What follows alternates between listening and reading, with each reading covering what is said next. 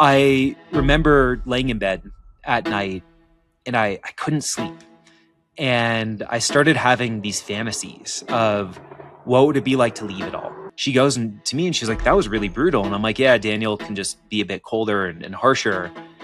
And she's like, no, I was talking about you. Greg Fischer spent 10 years building one of the most profitable recruitment agencies per head in the United States. $4.2 million in revenue, $1.4 million in EBITDA, 38 employees, and he had a 33% equity stake in a $50 million exit on the horizon. But Greg didn't get there. And that's not because the business failed or somebody made him a better offer, but because his partner at home listened to him on a supplier call one afternoon and gave him feedback he just wasn't prepared for. What she said forced him to ask a question that he'd been avoiding for years. He'd always been the guy that was helping build teams. He cared about the people in the business. That was his edge, his identity, and it's what made the business so successful. But in the crazy push and growth for an exit, that version of himself quietly disappeared. I think we started looking at people as much more like resources and just a means to an end than actually people. He'd started to adapt, change his style to become someone who could work well in that high-pressure environment. He'd not even noticed the change happening. So I asked him, look, if you're on the verge of a $50 million exit, no matter what's going on, why did you leave? I walked away from probably 7 figures in equity at that point with nothing. I couldn't be the person I wanted to be and be in a good, healthy working dynamic. It was going to be one or the other. So Greg left, took some time out, and built a brand new business, finding offshore recruitment talent from his home in the mountains of Colorado. But this episode isn't really about that story. It's about what are you prepared to take in the relentless pursuit of growth and exit. And whether the person making those decisions and operating to grow and exit is still the person you recognize. So this is a brand new episode of the Rag Podcast with Greg Fischer, the guy who walked away from a $50 million exit. Without further ado, Greg, welcome to the Rag Podcast. Thank you. Excited to be here. No, it's amazing to have you on board, mate. And from a beautiful Colorado morning setting in the background. And just for those that are listening and not watching, tell us where you are and what can we see behind you right now? Yeah, I'm in a little mountain town in Evergreen, about 45 minutes from Denver. To me, it's the perfect blend of both worlds. I can go out for a nice night in the town, and then I can wake up like this, surrounded by trees and birds and squirrels and foxes on all sides. Oh, I love it, mate. And you live and work from there and spend most of your time there? Yeah, as much as I can. Oh, mate, epic. Absolutely epic. I mean, I've already told you pre-air that we're in it's like a heat wave in the UK, which is very rare this time of year. You do get warm weather, but a week ago it was 11 degrees C. Yesterday it was 34, I think, in parts of the UK. So like, we're not built for this stuff. Today I'm sat in my office sweltering. So you look like cool and it looks perfect. And I'm just sat here in a little tin can box sweating. So I'm jealous. Well, Greg, we've been chatting now for about 6 months. I think you came onto my radar from LinkedIn, right? We were both interacting with each other. I think you commented on a few of my things. I think you declined or ignored my request to connect for about 6 months, which was like, why doesn't he want to connect with me?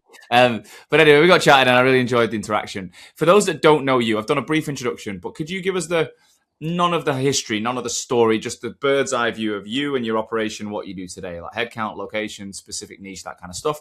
And then we'll get in and find out how you got to where you are. Yeah, I run I'd like to think one of a kind search firm. We're essentially a rec to rec firm for international recruiters. We help our clients recruit all over the world, but our specialty is high performing Latin American recruiters. Launched the agency back in July of last year. Today it's myself and 2, soon to be 3 recruitment consultants. Amazing. And you started this business, was it just over a year and a half ago? July of last year. So what, 10 months? All right. So not even a year ago. Wow. Yeah. First year founder energy is the best, I think. It's the most amazing feeling. Yeah. There's nothing like it. It's so fun waking up with the fire in your belly.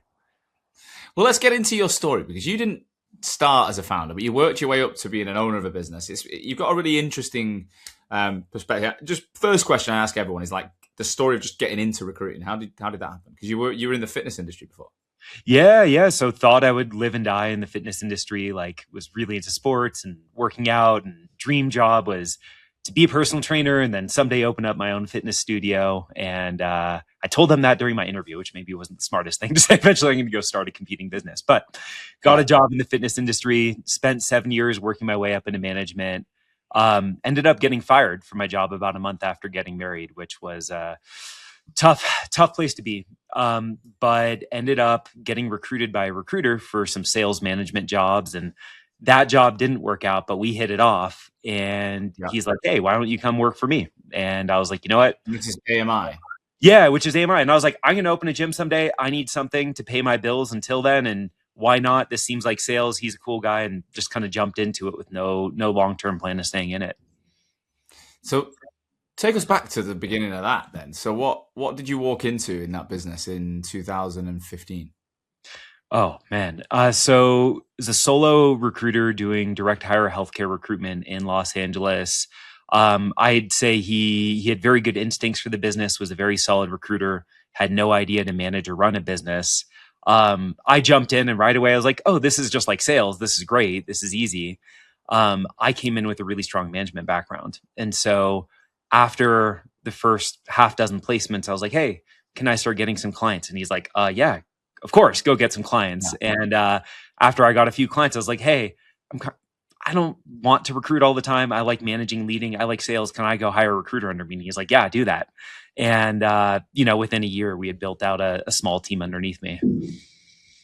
So you naturally enjoyed or had experience in leading people and therefore felt it would be a good idea to build a team. Yeah. And that's always what I'd always enjoyed, the hunt of sales, but the most fulfilling thing for me was developing people and building teams. And I wanted to go chase after more money, and I wanted to chase after the work that lit me up and fulfilled me. And very clearly that was recruitment was going to be unsatisfying, but building a team was going to be very satisfying. Right. You worked that out. When were you living in LA at the time as well? Yep. Very, very different from what you see. Yeah. Were you working together in a physical office, I imagine, in 2015? Yeah, down in Santa Monica, driving an hour and a half in traffic every day.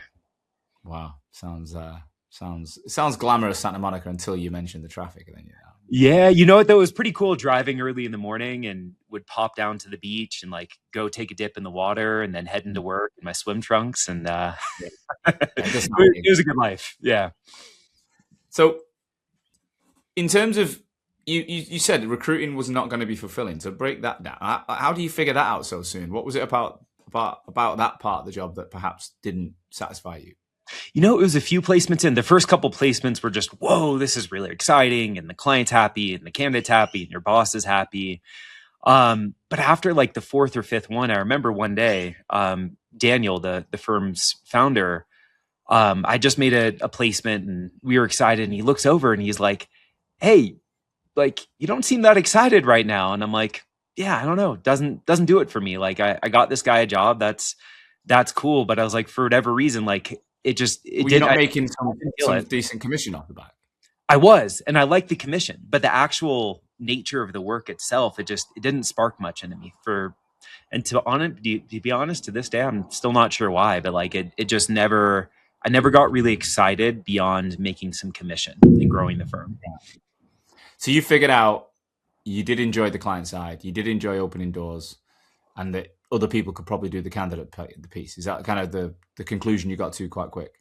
Yeah, the candidate placement was a means to an end, and I wanted to go find people to do that where that meant something to them. Yeah, fair. So what did you start to grow? Because this business built some serious profit and it became a bit of a beast, and you became also a minority shareholder. So take us on that journey. Yeah. So probably 6 months in, I started getting some clients. Within a year, had one or two recruiters underneath me. First couple tries didn't go that great, but eventually figured out who we needed to hire. And within 3 years, we were $1 million practice. And then we got stuck.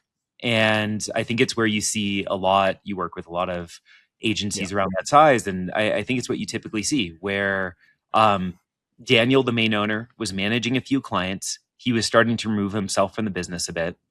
I was doing the sales. I was doing client relationships. I was managing the recruiters. I was still recruiting a little.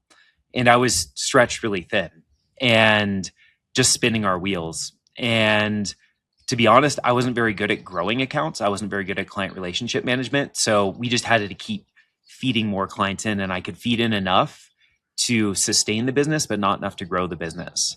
And really, what cracked things open for us and allowed us to grow was once we figured out hiring internationally, because we were profitable, but not so profitable that I could just go hire a team of salespeople and just eat into our margins.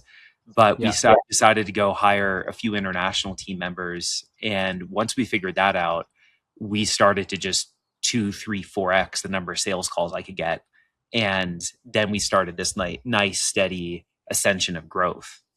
Okay, so that it kind of feeds into a lot of the conversations I have now, right? It's like most of the founders are actually operating in the way that you just said. Like they probably would prefer to be spending time on sales calls with clients and interacting with customers. They love the new chase, they love the client relationships, but when it comes to like landing and expanding, other people probably are better than them. They prefer to see the strategy and the vision, open doors.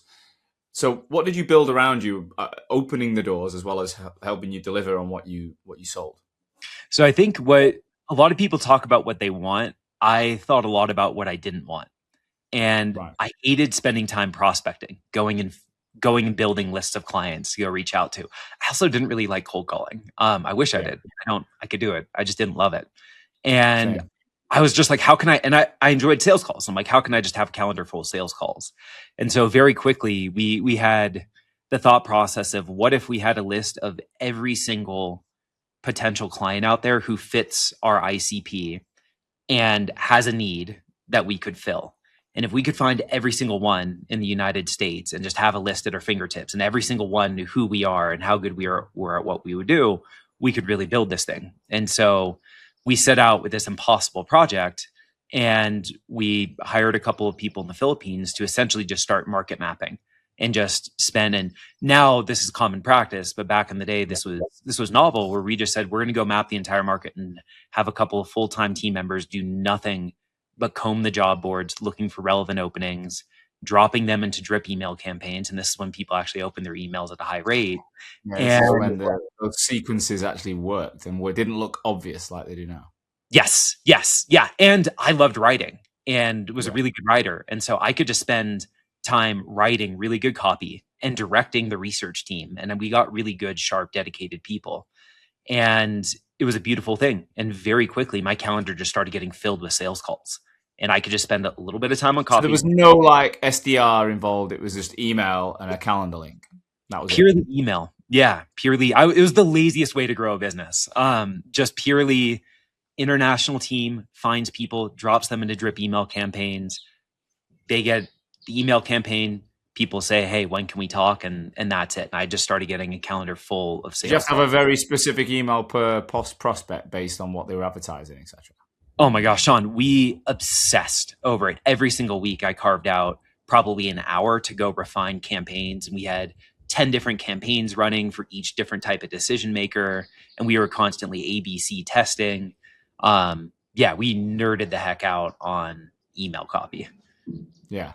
But it worked, right? Oh my gosh. Yeah. And like we would do things like go create LinkedIn profiles and then go reach out to recruiters with that to see like what other recruiters were writing, and then spend a lot of time on, well, how can we differentiate ourselves? We spent an immense amount of time on that, but yeah, it worked. And we got to a point where very quickly my calendar was just getting full of sales calls, which then started to put us in position to really build the business. What were you selling? Was it 1 and 2 role fills, like retainers? What solutions? What was the pitch? Yeah, so it was a lot of it was, first we started off just doing 20% contingent. Then eventually we figured out, wow, we're really shooting ourselves in the foot here. We're taking on a lot of bad business. And so then we started switching to 25, 27%, mostly retained search. So we were doing a lot of that. And then I think we created our own luck where we ended up stumbling into an RPO deal that was worth a $30,000 to $50,000 a month retainer. And then once we got a taste of that business, we actually started building out a retained practice as well. Or not a retained practice, a RPO practice. Yeah, a monthly recurring revenue RPO practice. Yeah. So what it took 3 years to build. Was it at 3 year point were you just starting that journey, or was that where you were starting to win these RPOs, etc.? So yeah, I think we got our first RPO deal probably right around year 3, year 4. And what team did you have behind you at that point? The delivery, and how did you set up the delivery function? Yeah, so initially it was nothing, and we had to be on site every other week, and it was, man, it was one of those times where you just keep going and going and going, and you're working till midnight every night. You have no idea how you do it, but you're just so fired up because of the opportunity. So at that point, it was Daniel as the owner, and he was more strategy at that point. I was managing the team, and then I probably had 3 recruiters on my team, and I was managing the client relationship. I was directing the strategy. We had a full-time recruiter dedicated to delivering for that client. And then our other 2 recruiters were just focused on our direct hire practice. And then actually offshore was a big part of that because there's no way she could have managed 30, 40 open requisitions at a time. But we had 2 full-time offshore recruiters handling all the sourcing, handling the outreach. And like, just like they were lining me up with sales calls, they were lining her up. And our goal was just to have her day start to finish nonstop calls with candidates. And we were able to do that really well. That ended up being a multi-million-dollar client over the course of a few years. Wow. So behind you then, there was people capable of managing projects on the ground in the US, was supported by offshore recruiters. How much involvement did you have at the point of, right, they've signed a contract, it's it's recurring, or it's a retainer or whatever? How could you pass that on and go to the next sales call, or were you still, was it like the more you sold, the lower the less your capacity was to sell more? I think we did decent at handing off relationship. So the day-to-day relationship, the submissions, the gathering feedback, we were able to hand all of that off. I would hop on, like with that RPO client, I would hop on a monthly strategy call to talk through performance, to Yeah. talk through KPIs. If a hiring manager wasn't behaving and our recruiter couldn't get that done, I would do it. But and it took a lot of work. Like initially, it was probably 30 hours a week dedicated to that client. But after a couple of months, I was able to step back and probably get down to a point where it was a couple hours a week. And I would say for our business as a whole, I stepped back from most of our client relationships and focused on sales. I would also say that was our downside. And what I didn't do very well was set our recruiters up to say, you're responsible for building this account now. And for that Yeah. reason, one of my biggest regrets is nobody was really responsible for building the accounts for a lot of our company's existence. And we lost out on a lot of recurring business for that So they reason. were like, they were good at filling what you committed to, but they weren't finding the next piece. And it was just like a leaky bucket of clients coming in, basically. Yeah, and they could handle the conversations. They could work all the way through with a client to an offer stage and giving feedback, and they didn't need me for that. But nobody was saying, "Hey, let's hop on a quarterly business review. Let's send some MPCs." And but we were really good at sales. Yeah. So there was new client acquisition machine, but then Yep. once it came in, so you were lacking like that really strong delivery. Someone on your level, but on the delivery side, it was thinking, how do we grow? How do we land and expand accounts? Yep. So that sounds like around about 10 people, circa 10 people when it comes to the people at the front in the Philippines doing the market mapping, sending out the emails, you on sales, 5 people or whatever behind, you got Daniel, the founder. So how did that then evolve over? Because you were there for the best part of, was it 9 years you were there? Yeah. Yeah. So how did that evolve from 10 people to you becoming a shareholder? Like, what was the next phase? So, and there were a couple of things that went in tandem. I think me becoming a shareholder in the business growing, like it eventually did, were correlated. So we're 3-4 years in, this practice is growing, but also only growing to a certain degree. We're around $1 million, $1.5 million in revenue. I still wanted to go open a gym. So I decided to do that. And it was a bit of a ballsy move, but I went to Daniel and I'm like, look, I've always had this dream. I want to do that. This is my day job. It's paying my mortgage.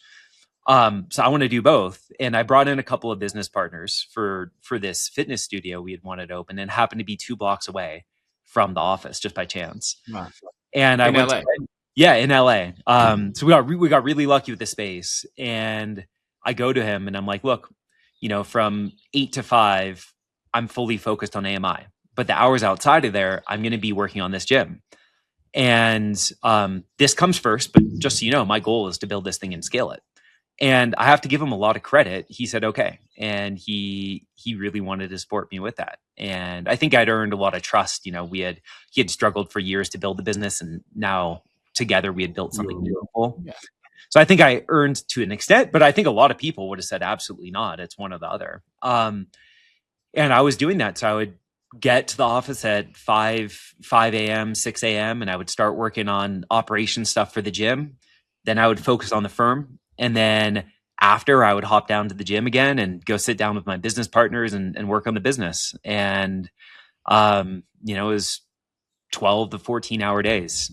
And with a bit of a commute on top of that. And I was so fired up about it. I was able to do it. And I had a really wonderful partner at the time. And she really supported me and I think helped to make it possible.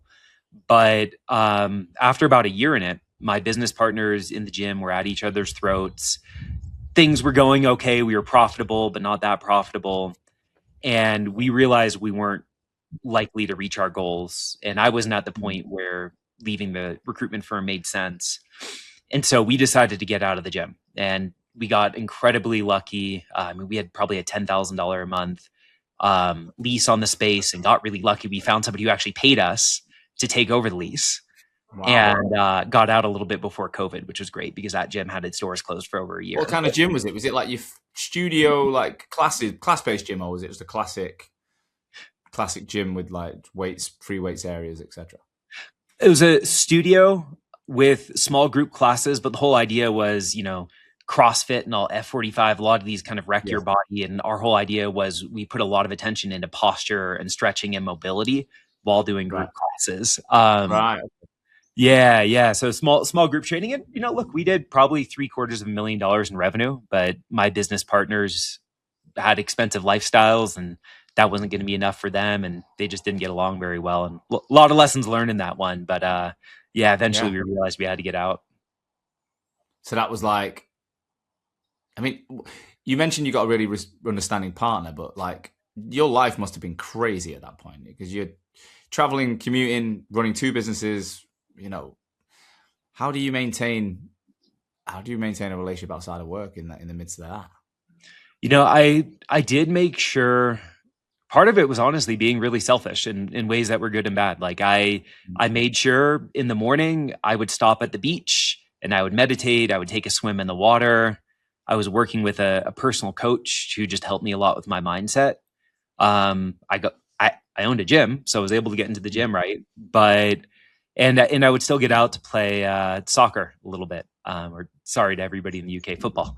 So I'd still get out and do that, but honestly, the home life wasn't very good, and I was not a great partner during that time. And I have to give her a lot of credit because she knew this was my passion. I talked about it for years, and she said, "I'm behind you." And it was never going to be the long-term goal, but yeah, a lot of personal relationships really suffered. And I just said, I need all of my energy for myself. I even need you to give me that energy. And I think I was able to get through it and perform really well. But I definitely it was a bit of an energy vampire from people around me. Yeah, it's tough. It's one thing saying I want to support someone who's going through that, and it's another thing living that. And I know I've seen so many people lose relationships because of their businesses, and maybe at a slightly different phase to where you were, but like going for that big exit or whatever. Like they talk about, I'm building it for my wife and my kids or my husband or whatever, and then by the time they get there, they're gone. Because they've not been able to endure being second best to a business for 10, 15, 20 years, however long it's taken. So in a way, I'm quite glad for you that it was only a year because that could have really done some more damage in your life. So what happened next then? So you go back to the drawing board. How does Daniel take it that you've kind of got out? Well, I think, he was really supportive. Obviously he was happy for himself to say now I have all of Greg back. And it was tough. I put a lot of energy into something that ultimately cost me money. I probably lost $150,000 in the venture. And so I lost a lot of money. I lost a lot of time that I really valued. And I took time to reflect though, and I think I thought a lot about, well, imagine you took this time and money and you had spent it on your education. Look at it like if you went and got an MBA, which might have been a similar number of hours and money. And you do that because you get a lot out of it. And I'm like, so what if I could go back and look at it and say, like, what did I get out of this? Was it just for nothing?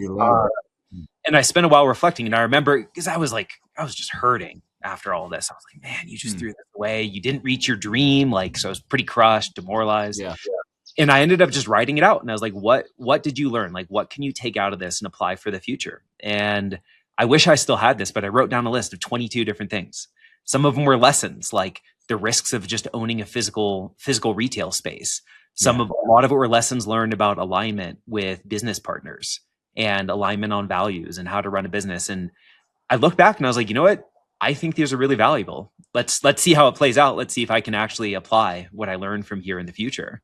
And a lot of it was also like, what's meaningful to me. And I'd always thought that being in the health and fitness space was what was going to be most meaningful. But after I reflected on that, I was like, you know what? That's not it. It's building teams and helping people grow and building their careers. Like, that was the through line, because I enjoyed that in the recruitment firm too. Strategy, creating something. Like, there were a few of these things that I started to learn, like, it's not necessarily the vehicle. It's not a gym. It's not a recruitment firm. That matters less. It's really all about the people and what you're building with them. And I think that was a big aha for me, where I was able to let go of that being the career path I had to follow.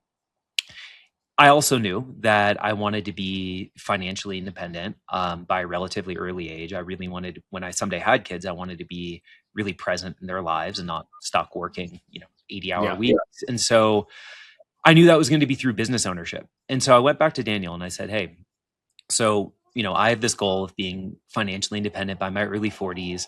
I don't think I'm going to be able to save up enough money from some salary and commission to get there. And I was probably in my late 20s, early 30s at the time. Yeah. And I said, it's going to come through business ownership. And I see two different paths. One is rinse and repeat of what we've done before. I continue to be the practice manager of this business. I'll do a great job. Like, I kept this running for the last year. I'll continue to do that. I'm going to go start another business. And eventually, when that business is successful, I'm going to leave. And it's not going to be in recruitment. It's going to be something else. I'm not going to compete with you. Yeah. And whenever that happens, I'll leave. That's option A. Option B is, I've found this really fulfilling. And like, you've seen what 60% of Greg can do. Imagine if I take all the lessons and all the energy I poured into that and put it all into AMI. And I need to have a meaningful enough ownership stake in this for that to be worthwhile. But if we can do that, this is going to be your path to freedom for yourself and also freedom for me. And he thought about it. I mean, I'm thinking of giving you equity in my company. Come on. You got me here. Come on. Yeah, this is, I think it came from me getting really clear, though, from going through that first failure of what really mattered. And he's like, I like option B. And so we worked. Obviously, so we worked out a deal where if I hit certain milestones, I could own up to, I think it was 33% of the business, which to me I felt from going from a shareholder to being an owner. And that's what I told him. I need to feel like an owner of this business. Yeah. We worked out that path and then started getting after it. And that ended up being 2020, 21 time. This was probably, no, this would have been pre-pandemic. So probably like 2018, 2019. Okay. So you've agreed, was it like shares that would be, like you say, over a period of time hitting, like you say, all milestone related? Yep. Yeah. So what happened? So I started investing all of my energy into building this. And thankfully are you still with the partner that saw you through the gym stage at this point? So we had gotten out of that. Romantic partner. Yeah. We were married to my now ex-wife, which is another story. Yeah. But she saw you go all in on the gym and then come out and then go all in into another business, right? Yep. So her and I are still together. We're still together. I go all in on the recruitment firm, and thankfully I didn't have to work 80 hours a week to be able to build this thing, but I was dedicated. And I think with all of my energy into it, things started to work out, and I started to look and like, how can we build this thing? And we looked at things like, how can we go replicate this $500,000 a year RPO client? And we started looking at our existing accounts, and we ended up flipping. Get this, this was a 17% contingent client that we shared with 5 other recruitment firms. We took that and turned it into an $80,000 a month retainer. So Wow. we had some really big things click into place. I started to say, how can I replicate myself? And eventually work towards having a leader over our direct hire recruitment team. Eventually we built out a leader over our RPO team. And once we put leaders in place and I invested in building them, they were really able to go in and say, how can we make this get better? How can we take the framework that Greg built and then built on top of it? How can we actually give a shit about our clients and spend time talking to our clients and developing our clients and building a client development strategy? And so then things started to grow. And in a 3-year window, we went from $1 million practice to a $4.2 million practice. And we went from a team of 10, 15 to a team of 38. And out of that, 4.2, we were able to net 1.4 million. So it was a really, really healthy business financially. It's like 30%, over 30%. Oh no, circa 30% margin. Yep. Profit margin. And the really cool thing is, by that point, Daniel and I were completely removed from the day-to-day. So we did, at that point, I think that year I closed 1 deal. At this point, you're not even the guy on the sales calls anymore. Someone's writing the email copy. It's still that same strategy: email copy, responses, book into someone's calendar. Someone sells, passes that on. Someone else is capable now of land and expand. Like, that was the model. Yep. So we had 4, and not only that, I had removed myself from managing those individuals too. So we had individual contributors, we had leaders who were phenomenally talented over those individual contributors, and then I sat on top of them, and then Daniel was able to kick back and relax and enjoy life quite a bit also. Wow. So what year did you reach that $1.5 million net profit? 2022. So, part of it was we built a successful business. Part of it was we were definitely riding the highs of the economy too. Yeah, I was going to say, that's the best time in the history of recruitment, probably. Yeah. But I mean, I'm not taking anything away from you, because not many people have done what you've done. So that's incredible. So what happened next? Because it didn't quite pan out how you maybe planned when you pitched him that amazing option B. Yeah. So 2023, the business, like every other, took a dip. Thankfully, it wasn't horrible. It wasn't like a lot. Like we were still doing somewhere north of 3 million. So we were still doing okay as a business, but we weren't necessarily doing this anymore. One of the really big things that changed was we went from, let's go run this as a lifestyle business. Let's build something that's really profitable. Let's surround ourselves with people that we're happy to spend time with. We went from there to Daniel started to craft this vision of, I want a $50 million exit. I want to be set for life, which would have made me essentially set also. And so 30% of that would have been a lot of money. Yeah, a lot of money. So I said, okay, let's do this. As that happened, a lot of the way we made decisions started to shift as well. So we started to go from what makes us money today, what just makes this a well-run business that we can mostly remove ourselves from, to what's going to get this big fat exit. And so that led to a lot of changes that I think contradicted maybe some of the ways we would have made decisions in the past. So give me an example. So really good example. So we also had a contract staffing business as part of this too. And when we started looking at selling, we said, well, direct hire has crap multiples. We're not. When you say direct hire, you mean like contingent permanent recruitment, right? Yeah, permanent recruitment. So we said that business, we're not going to get great multiples if we keep growing that side of our business. RPO sells for good multiples. We're going to have to grow it a bit. Contract staffing is what's going to get the best multiples. And when we then looked, and at that point, when we looked at our profit, it was pretty even, about a third from each of those 3 practices. And when I looked at our energy, so my time spent, our sales team's time spent, it was about a third.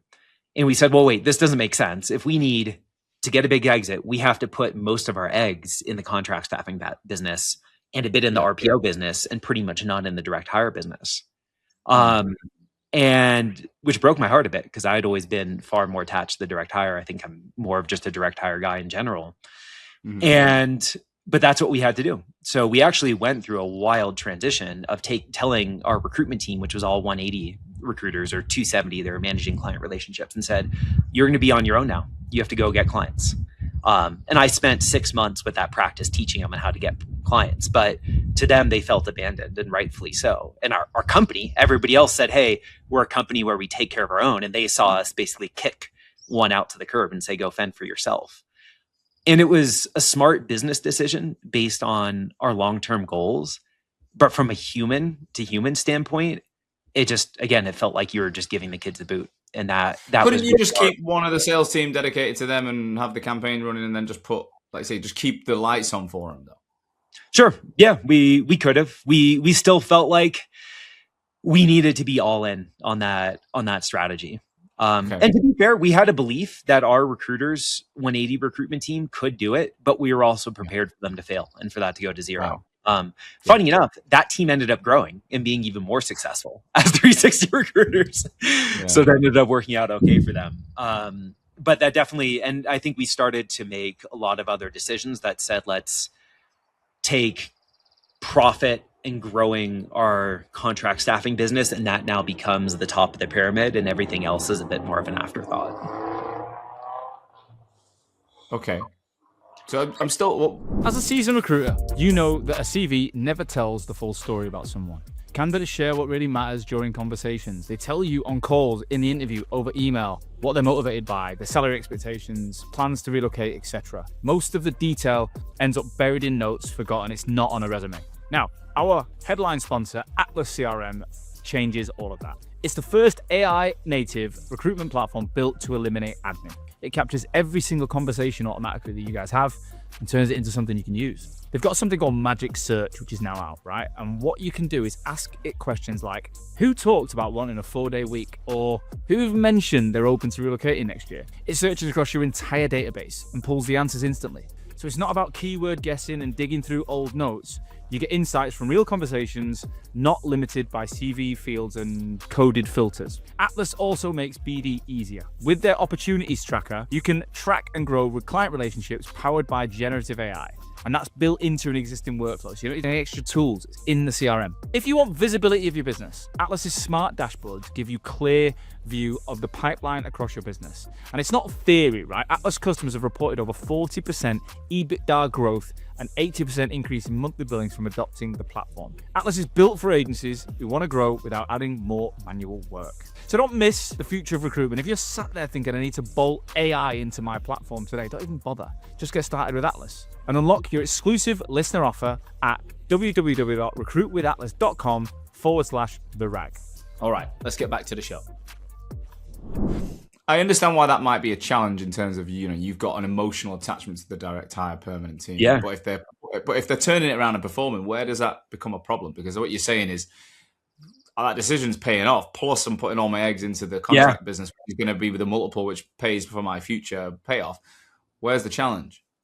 Yep. So it was more of the mindset business from a business standpoint. That actually was it was a wise decision, but it was more of the mindset of going, we take care of our team. We put a huge amount of priority on taking care of our team, to now the number one is just how can we go make more money? How can we go get to that $50 million exit? And I think we started looking at people as much more like resources and just a means to an end than actually people. Yeah. And I started to really struggle with that a lot more and more, especially because that was the place where I got the most meaning in the work. Yeah. And how did that change the dynamic between you and Daniel and the conversations you would have? Yeah, it definitely started getting a lot more heated. It's a really good question. I think we started, Daniel more and more was just like, we need to make cold, hard business decisions, which, to be fair, with our goal was probably the right mindset. And I kept going more and more like, this is a person. Like we can't kick them to the curb. We can't just look at them as a cog in the wheel. And like we got to be loyal to them. Like, yes, if somebody doesn't perform, we get rid of them. But like, if this is a good person, like we take care of them. Yeah. And so more and more we started butting heads a lot more. And I think one of the big things for me was I started finding two things. One, I started finding myself speaking out against him publicly, where there would be a company decision and people would go like, hey, tell me about this decision. I'm like, that's Daniel.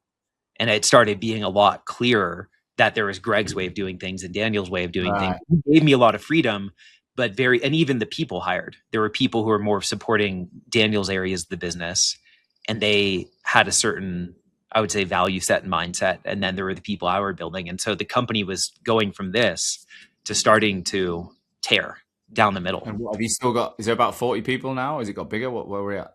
Oh, no, it's probably a third of where it used to be. It's probably at this point, though, I'm saying when it starts to now. fracture. Yeah. So it's still around that size, right around 35, 40 people.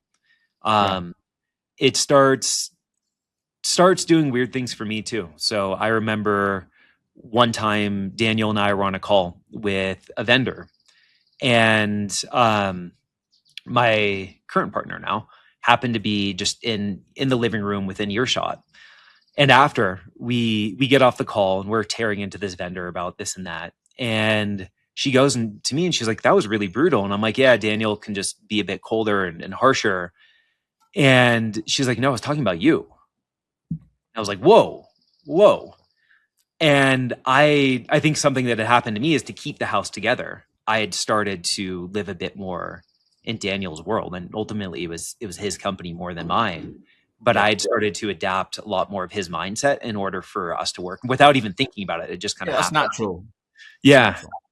Yeah. So, but I think that forced me to take a good look at myself and say, who is the person that I want to be? And then who is the person that I need to be for this business to work and for us to be viable business partners? And probably over the course of 6 months, it just became, as I asked myself that question over and over, it became very clear that I couldn't be the person I wanted to be and be in a good, healthy working dynamic. It was going to be one or the other. Okay. I read when I did my research, that was the line. It was like, I didn't like the person I'd have to become to stay, which is a change usually only occurs, right? When the pain of staying the same becomes greater than the thought of change. So you got to that natural point. Was there like a final tipping point? Was it that chat with your partner, or was there something else that made you go, right, well, enough's enough?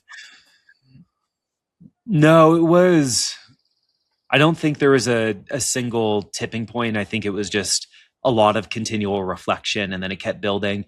Actually, you know what? There was one. I don't know if I've talked about this before. So I remember laying in bed at night and I couldn't sleep. And I started having these fantasies of what would it be like to leave it all? Like, what would it be? And I'd had such like blinders on, like you are building and building and building and you will get there.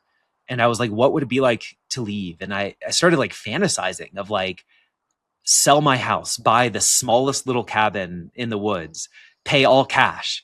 I think I remember, this is so ridiculous. I was like, I'm going to start a blog. I loved sardines. I'm like, I'm going to start a blog called The Sardinery. And I'm going to start these niche blogs and work like 5 hours a week blogging. And that'll be just enough. And I'm just going to be out in the woods with my dog and my partner, and that'll be it.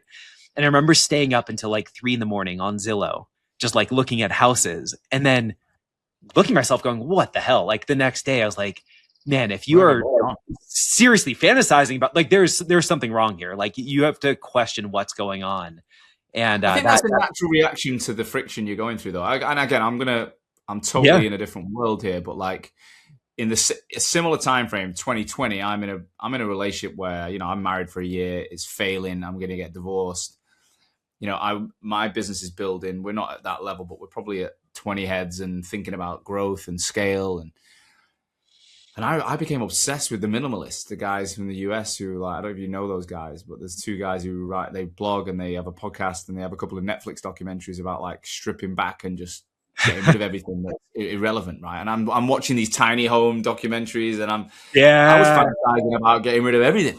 Okay, like, genuinely. So I went to Ibiza for 6 weeks on my own, and I'm just renting this Airbnb with a backpack, and I'm like, I don't need any of the shit that I've got at home. Like any of it. I don't need any of it. So I got rid of 90% of it. And I rented a flat in Manchester, which had like basic. I mean, it was a beautiful apartment, but it had like it came with furniture, and I added literally nothing.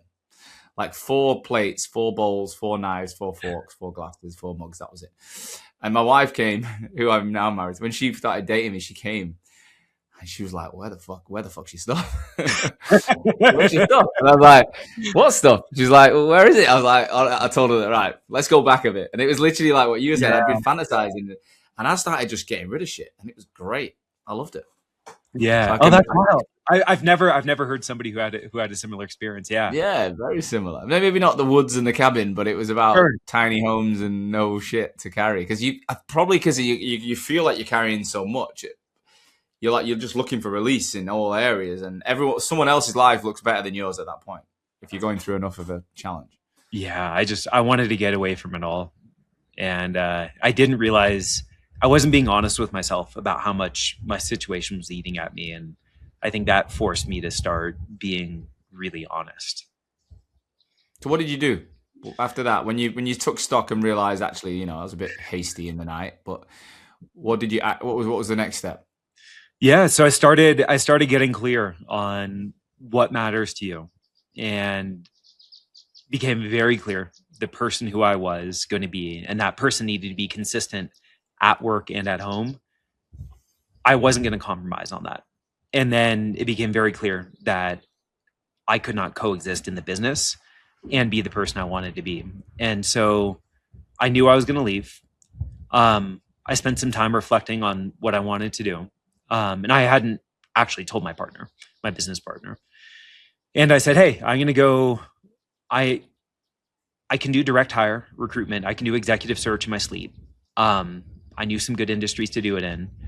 And I said, I don't want to build the team right now. Like this is going to be too much. I knew I was burnt out. I didn't realize how burnt out I was, but I knew I was burnt out, and said, I'm going to go figure out a small executive search practice, go make 300 to 500K, work 20 hours a week, spend a lot of time in the woods, do that for a few years, and then probably go build something eventually. So I got clear on that. It took maybe a month or so to figure out what that plan would look like. And then I went and told you did all this while still working for AMI. Yep. Went to Daniel, my business partner, told him where I was at. He was shocked, totally blindsided. In hindsight, I wish I had indicated earlier that I was struggling and given the opportunity to process and for us to talk about it. But I just went to him and said, hey, I'd made a decision. And then he's like, okay, like, is there anything that would change your mind? I told him no. And that was it. So we transitioned myself out over the course of a month, handed off my responsibilities to him, to the rest of my team. Did you have was there any value to the shares, or was it one of them, if you leave, you relinquish that?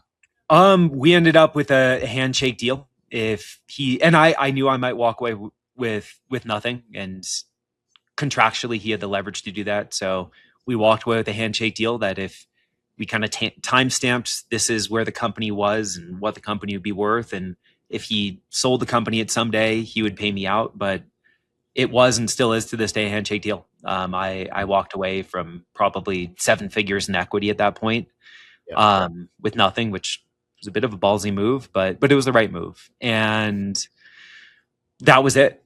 And I was really, it felt like it's not a divorce. I've gone through that also, but also that to some extent, when you spend 10 years building a team around you and being deeply invested in those people, and went off and started doing this executive search thing and doing the networking. It was a non-competing business. I was working a different market, and within, initially I was excited about it, but 2 weeks in, it just felt like a drag every morning. And what was the market you were going to serve? Healthcare nonprofits in Colorado, and very, very tight market. It was a market I knew I could work very well, and it just felt like a drag. I had no energy other than make sure at some point you bring in money before you run out of money. And that was the one and only motivator. And I was like, wow, is that what I left for? Did I leave to go spend 20, 25 hours a week just literally trading time for money without getting anything out of it? I was just like, oh, that's going to be rough. And so I figured out pretty quickly that that wasn't going to be the path within a month, and was doing a little bit of consulting, and that was actually fun. And I'm part of a business peer group called LFG. It's me and 3 other guys, and they're like, "Hey, you should think about this consulting thing." And I'm like, I don't know. But talking to them kind of convinced me to let go very quickly of this executive search practice. And I took a few months to just decompress. And in that time, I started to realize how burnt out I was. And took about 3 months of maybe Were you already living in Colorado in the woods at this point, or had you left LA? Yep. I'd been out here for a couple years, and took a few months to spend time in the woods, spend time playing video games, spend time with my partner, just like doing anything but being productive. And that allowed me to decompress a lot. And doing that, I think I started to get a lot clearer on what I would want and what I didn't want. And I knew I didn't want to just do a traditional recruitment practice. It didn't fire me up enough, and I didn't want to spend time doing something that I didn't care about. And so as I was doing the consulting, a lot of that work came from people saying, well, hey, you built this amazing business that, ran like a well-oiled machine. You removed yourself from the day-to-day. You were really profitable because you had international teams. How'd you do it? And I was initially just coaching people, and, well, you're a recruiter. Here's how you go recruit good people. And everybody said, yeah, but I don't want to take time away from recruiting for my clients to go recruit offshore or nearshore employees. Can you go do it for me? And I had in my head, I'm not a recruiter. I'm a consultant. I'm not going to do this. But this was wild. I went something like 2 for 20 on sales calls. And my business group was like, Greg, you have to go do this. You're crazy. Like, everybody is telling you they want to talk to you about hiring international recruiters. Yeah. And they want you to go do it. You need to go do this. And eventually it became clear to me that there was an opportunity. And initially I was like, hey, I'm going to go find people, and maybe I'll just ask for a commission for a referral, and I'll build out this really cool referral practice. But I couldn't find a good referral partner, especially for Latin America. The majority of the solutions out there were more of a staffing model, which was great and could add a lot of value. But I was a big believer on the best employees are going to want to be direct employees of a business. Yeah. And the business owners do best, the employee does best when they're fully invested, and it needed to be a direct model. And I didn't find anybody who could find world-class talent, especially in Latin America. And so that then led to the idea for Well-Oiled Machine. Which is awesome. So, that's how how I got on your radar, or you got on my radar, was through like LinkedIn comments and seeing your profile, and you kind of already doing a lot of the things that I talk about. You're building a presence that's clearly you've clearly got a lane that you live by and you communicate regularly. And I think you told me like all your clients pretty much were inbound in the first 6 months or so. So tell us what was your strategy to attracting clients for this new remote practice? Because you could have just done, or I don't know if you did, but the whole scraping data, sending out emails, etc., what you did before. Yeah. So often I'm driven. I am clear what I want, but also what I don't want. And I initially thought about doing email outreach, very quickly started to realize that it wouldn't be as easy as before. And maybe I could figure out a way to do it. Maybe the channel just was never going to be as productive. But my sense was I wasn't going to be able to build this out effectively through pure cold outbound email. I also knew I didn't want to do cold calling. And I didn't really have a strong network. Like, I knew a couple of people, but I wasn't going to be able to leverage my network to do it. And I had a really good friend in that business group, Eli, who runs a marketing agency. And he had gone all in on LinkedIn a year earlier. And he had actually signed up with a coach and everything. And I had before been like, LinkedIn's bullshit, like whatever, it's just luck. Like, most of the time it's just people just wanting to brag, and maybe a few people get clients, but it's all just luck. And he had started to get a lot of clients, and I'm like, oh shit, there's something here with this. And like, I enjoy writing, so that part would be cool.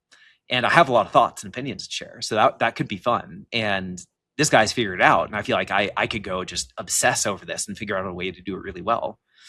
And so I started following some different coaches. You had gotten on my radar, a few other folks had gotten on my radar. And so I started researching best practices and testing things. And initially went horribly wrong. Like I just got nothing from it, but it was really demoralizing. But eventually I kept plugging away.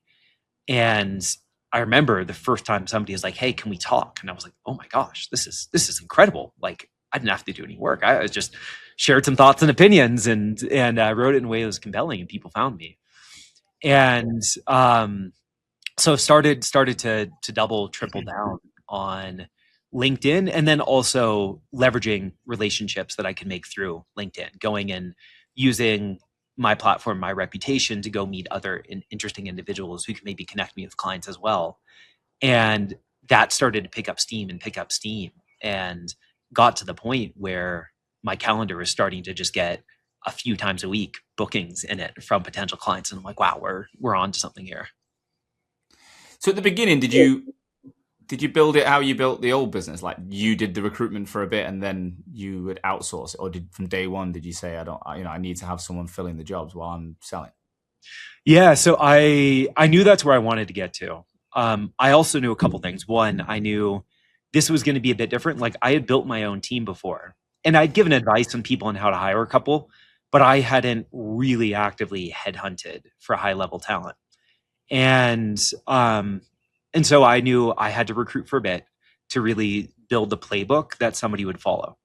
But like Sean, it was fast. Like the first couple weeks, I was like, oh, this is fun. Like I'm learning, I'm taking what I already know and adapting it a bit for especially the Latin American market, starting to map the market, starting to build out some processes. And then within like 2 weeks, I was like, Greg, you have 3 months before you were going to burn yourself out doing this, because it just was not inspiring me at all.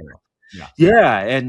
And so I ended up hiring, I think it was a month and a half in or so, I started to look for a recruiter to be able to handle the delivery side, to be able to go out and headhunt recruiters. And I think it took 32 interviews before I finally landed the one who I ultimately hired. And she has been a rock star for us. It was where is she based? So she's based in Mexico, actually. Yeah. So you went with what you said you would do, right? So if you're going to go and find LATAM talent, you got to live it. You got to drink the Kool-Aid and actually hire LATAM talent in your own business. Yeah, because we had a couple of really talented people in Latin America at my last practice. We had a really good recruiter. We had a couple of salespeople down there who are all doing great work. But I've never lived in Latin America. Like, I don't know what it's like to be a Latin American employee working for a US company. And like, from the business owner's standpoint, I can ask questions and say, how am I treating for you? But I can never fully see the world through their eyes. And it was really important for me to have boots on the ground. And I've learned so much and gotten so much better as a leader from seeing things through their eyes, and then from educating clients and going, well, yeah, in the US, maybe 2 weeks of paid vacation is standard. But in Mexico, 3 is the minimum benchmark. And like, here's how you're going to be perceived. And so it's really helped us do so much better for the clients who want to do things right and take really good care of their employees and attract really good people. Having boots on the ground in the places we recruit has been an absolute game changer for us. And it's allowed me to have good margins too. So where are we at? I want to get into the model and talk about like what clients can expect and benefits, etc. But where are we at today? So like we're 10 months or so in. What are the headline numbers, team, revenue, that kind of stuff? Yep. So we've been taking off like this. So first quarter, we signed 3 clients. The next quarter, we signed 8 clients. Year to date, we're just shy of 20 clients for this year alone. Wow. And we're actually at the point where we're starting to push back start times on engagements. So right now we're doing about $40,000 to $45,000 a month in placement. So if we just kept on cruise control, we'd be a $500,000 practice. But at our current run rate, I'm expecting us to set ourselves up to be $1 million practice next year, which is wild when you consider our average fee year to date is like $8,500. So we're doing a lot of volume. But we're in a place now where, we're bringing in about a new client every single week. 6 out of 10 clients are coming back for at least a second hire within the first 6 months, which has been really cool. We do a 12-month guarantee, which everybody's told me we're crazy to do. But so far, retention of our placements has been sitting right around 90%, which has been really good. Yeah, if you back the product, makes sense. Yep. So today I have 2 recruiters handling all the recruitment of recruiters. a lot of lessons learned. I still own the relationships with our clients, but they handle a lot of the back and forth and offering perspective. We very much need a third recruiter to be able to keep us up with the demand. When I was doing reviews with the team, they said the one thing, Greg, we love working with you. There's nothing we change. Other than that, you're giving us too many clients. So we're actually in the search for a third international recruiter today. And then I'll be looking to bring in a head of sales probably right around the end of next year. And then gradually look to scale out the business. Super profitable on $45,000 of top line. My net is about 35,000. So a super profitable model, and there's room there to be able to add in some leadership, but we should be able to maintain right around a 45% net, even when building out a sales team and some of those other functions. I mean, some people listening will be like, wow, I mean, to go from a standing start, it's relatively, like you say, you didn't have the network. So you've used LinkedIn to attract. What I would say is you're in a sexy marketplace in a way. Like recruitment is not a desirable purchase, right? It's just not. But finding offshore quality resources at a fraction of the cost of localized, you got the Trump administration like we've got in the UK, the challenges with costings locally, like you hit a good market at a good time. There's shitloads of businesses now promoting South African recruitment here, and there's Filipino recruitment in Asia, and I imagine LATAM recruitment is the next is dominant in the US. So how are you finding that from a competitor landscape? Like it feels like it's a couple of years ago, it felt like it was like an incredibly new opportunity. Now it feels it's getting more mature. The opportunity and the thought of having, a recruiter in an offshore, in a quality guy, in a quality person in a lower cost location offshore. How are you finding that? Yeah, I probably shouldn't say this, but I will. But to date, to my knowledge, I don't have a single true competitor. So there are plenty of people who can go find Latin American talent and Latin American recruiters. Most of them tend to be generalists and will work outside of recruitment firms as well. But to date, I think we're the only one. So it's been really good. The reality is we're more expensive than the majority of other options. Like Latin American talent costs more than South Africa or the Philippines. It also comes with a lot of advantages as well. You have time zone alignment with the US. You have far more people who have visited the US. So they understand the cultural. In the US, unfortunately, and it's really unfair, but we've built up an intolerance to accents from a lot of other parts of the world, say like India or the Philippines, where if we hear that accent right away, we associate it with like a bad customer service experience calling the airlines.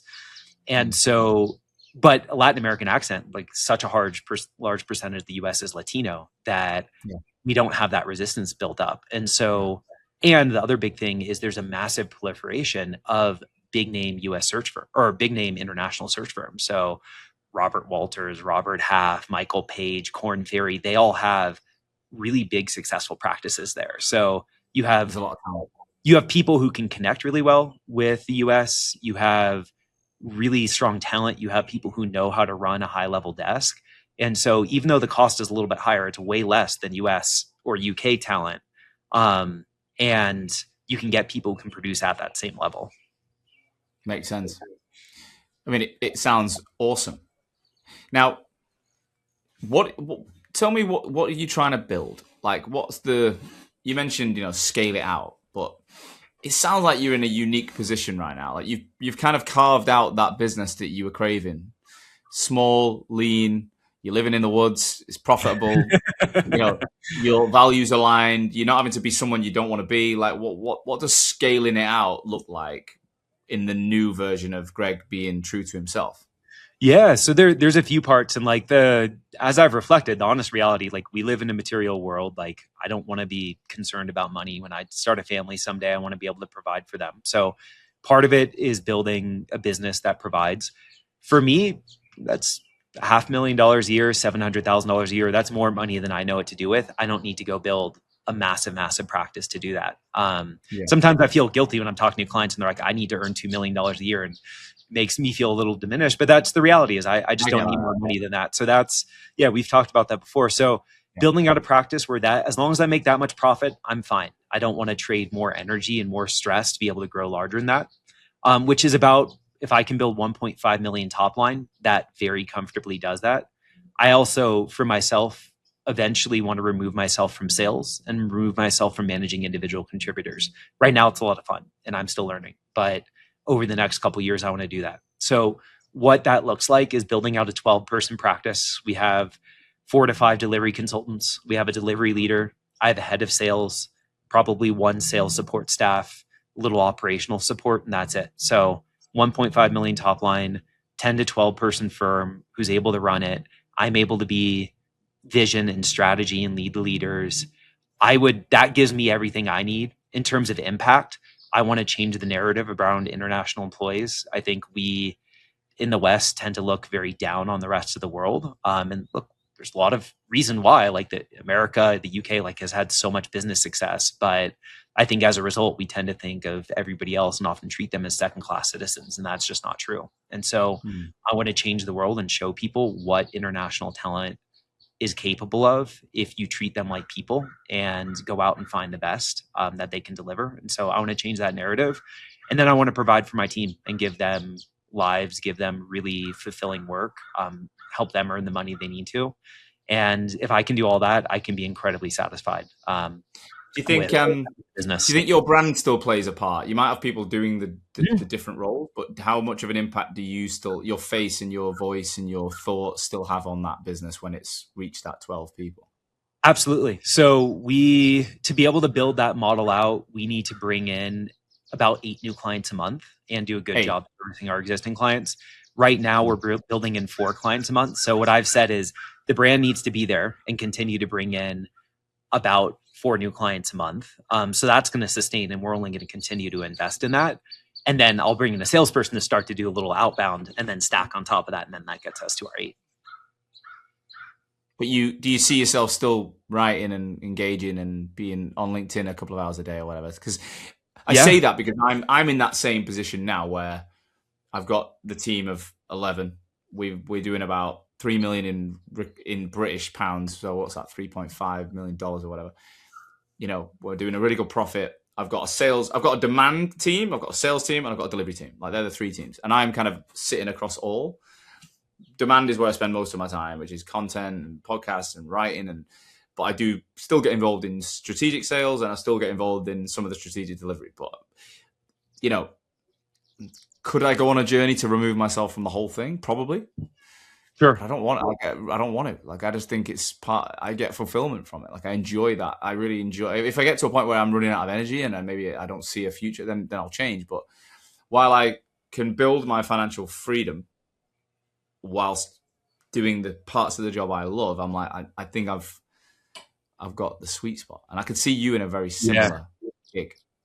Yeah, you actually mentioned a really important word, which is energy. And before I even came up with the concept for the business, I asked myself, like, what are the criteria that I'm going to use to evaluate the business? And one of them was money. And I came up with the number that I needed to earn. Another one was integrity and being able to run a business where I would never compromise my values in order to meet my business goals. And then the third one was energy balance. And I said that I need to come away from work with the energy to invest in the other areas of my life that are really important to me. And so what that's forced me to do is say, well, in my time at work, what drains me and what energizes me? And all the things that drain me, I need to be able to pass off. Yeah. All the things that energize me, I want to do so that I wake up fired up. So yeah, leading people, vision and strategy, those are important. But actually the content part's a lot of fun. And it gets me a lot of clients, but it also just gets me into really interesting conversations where I can help to open up people's eyes. And I've had a lot of people reach out and talk about the way they've changed things as a result of something they read. And so as long as I still feel that way about it, yes, I will be writing content. Yeah.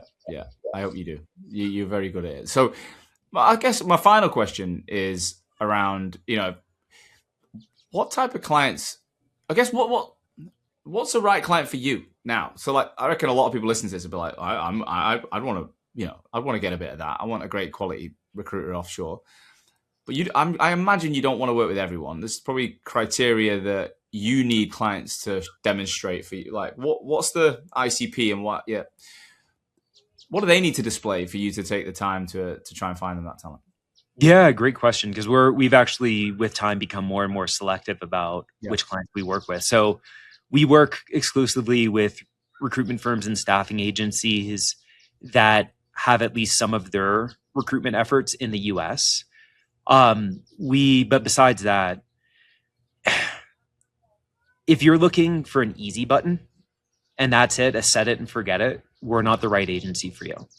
And the reality is I've found it usually doesn't work out very well. If you're like, we're just going to hire somebody, we'll pay somebody else to train and find them, and that'll be it, and then we'll leave it alone and they'll go produce business. That's not who we tend to work with. We work with agencies that are really intentional and say maybe they don't know today if offshore and nearshore is their strategy, but they say we want to go invest in a strategy. We're willing to put in a bit of money. It's not a lot, but a bit of money, and we're willing to put in the effort. And we want a true team member.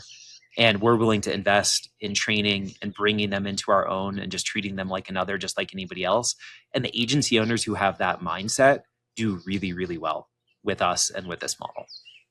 And is there a level of recruiter you're looking at? Is it like, will you take like if someone says, I just want a rookie, would you do that? Or does it have to be someone with a certain level of experience? Yeah, we do both. So that's the fun part of what we do is we're not just a rec to rec for international talent.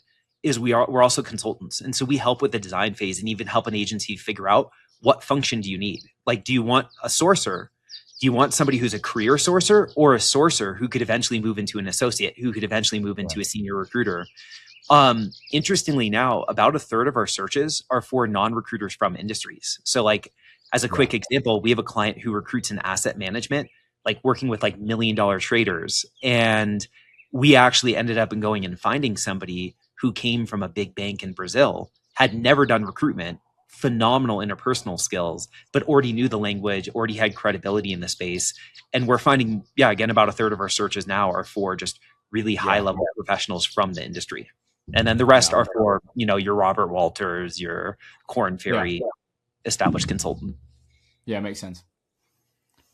Greg, we're out of time. We ran over a little bit than my usual time, but I've enjoyed it. I could have carried on chatting for hours.